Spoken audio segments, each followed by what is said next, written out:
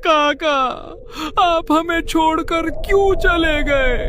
हमारा तो कोई अपना रहा ही नहीं, अब अकेले पड़ गए हम तो, अकेले। चचा, अगर पता होता कि आपकी तबीयत इतनी खराब है तो हम रात रात जागकर आपकी सेवा करते। हम गांव का भला सोचने वाले लोग हैं। आप तो हमारे बुजुर्ग थे, हमारे अपने।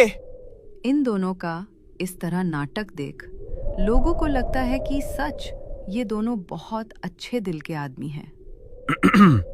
लोगों, एक बात कहूं, सलीम चचा की जमीन वो ऐसे ही बर्बाद न हो जाए, यही उनकी आखिरी इच्छा थी।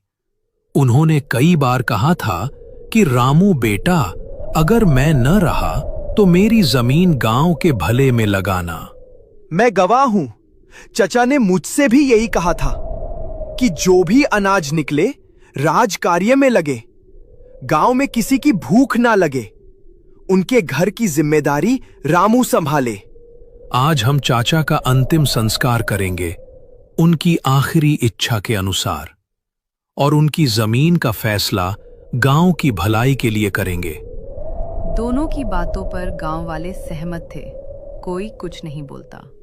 सभी चाचा के अंतिम संस्कार करने ले जाते हैं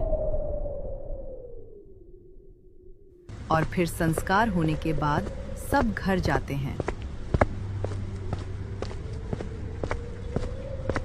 लेकिन हरिया मंगरू के घर जाता है। मंगरू भाई, बात सुनो। आज जो सलीम चाचा के साथ हुआ ना, वो दिल दहला देने वाला था।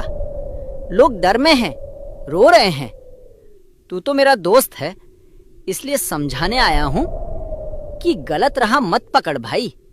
सलीम चाचा मेरे अपने जैसे थे। आज उनका चेहरा देखकर दिल फट गया। मैं तो चाह रहा था कोई मुझसे बात भी ना करे। तू भी क्या इसी वक्त आया?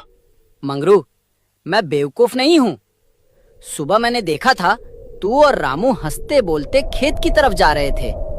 कल तक दुश्मन थे, आज भाई भाई। क्या चाल चल रहा है? सच बता मंगरू, मेरे से कुछ मत छुपा। तेरी हिम्मत कैसे हुई मुझसे सवाल करने की? मैं कौन हूं, कहां पहुंच गया हूं, इसका अंदाजा है तुझे? आज मैं ऊंचाई पर हूं हरिया, जहां से नीचे देखना भी अपमान है, समझा? हम दोनों दोस्त थे भाई, किसी गलत राह पर मत चल। सलीम चाचा की मौत पर राजनीति मत कर। दोस्ती ये शब्द गरीबों के दिल बहलाने के लिए होते हैं।